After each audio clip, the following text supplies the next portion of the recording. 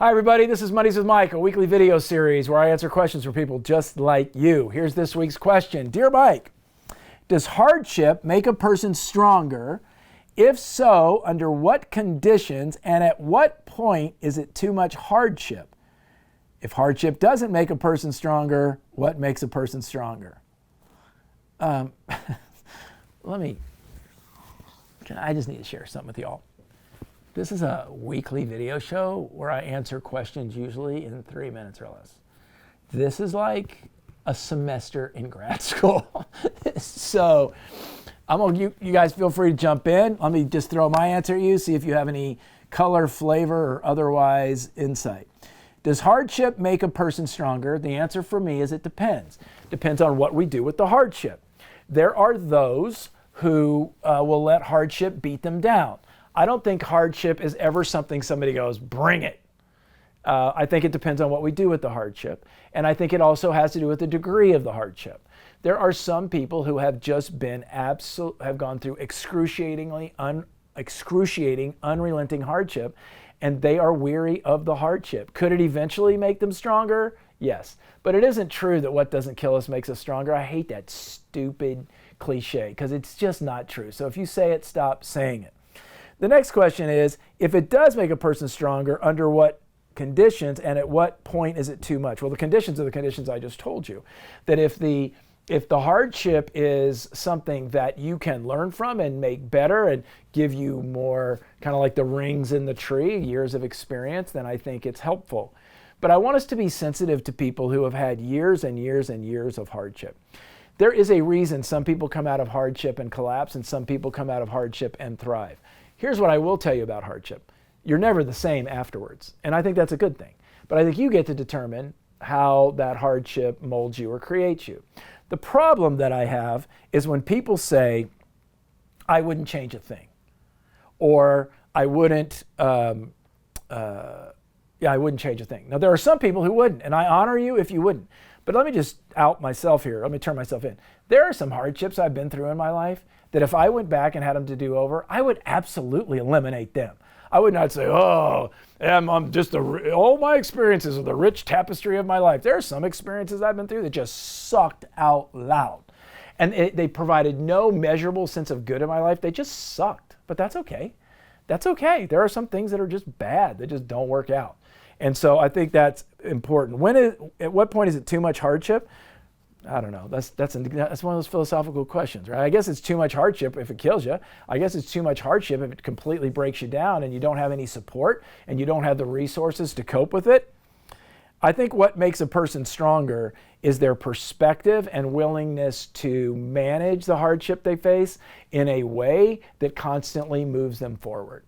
I don't think we can minimize that. You know, Mother Teresa is credited with being asked one time, is it true, Mother Teresa, that God never gives you more than you can handle?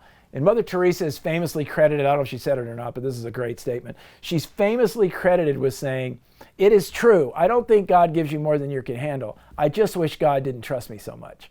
I love that phrase. So at what point does it make me stronger? It makes me stronger at the point I think that I learn to handle it and manage it as best I can given my circumstances. You guys have any thoughts about that? You think that's... I agree. I think you, to a certain degree, you can make a choice to learn and grow from it, and then it becomes a hindrance when the opportunities for growth have stopped. That's great. When I can't take that any further, I need to find whatever decision I can to try and get out of that hardship. Got it. So it has to do with duration, right? So the longer I have to endure it and the opportunities for growth stop, then it's too much hardship. Pain for the sake of pain. Yeah, right. Yeah. Is that what you feel about it? Yeah, truly. And I think that, on an individual level, people know themselves best, and when you've reached your personal breaking point, that's, I think, when it crosses that line. Okay, got it. When you reach your personal breaking point. And some people don't know where that is, right? Mm-hmm. I had this would be an interesting story for all of you.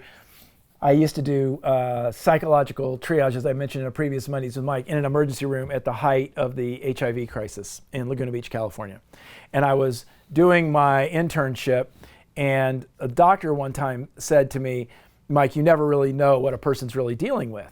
and we don't really know what another person's dealing with. And out of that, I was in my driveway one time washing my car, and I had a 5-gallon bucket, and the 5-gallon bucket was full of soap and water, and I'm washing my car, and every time I dipped the sponge in, or the thing I was using, the bucket would get lower, of course, right?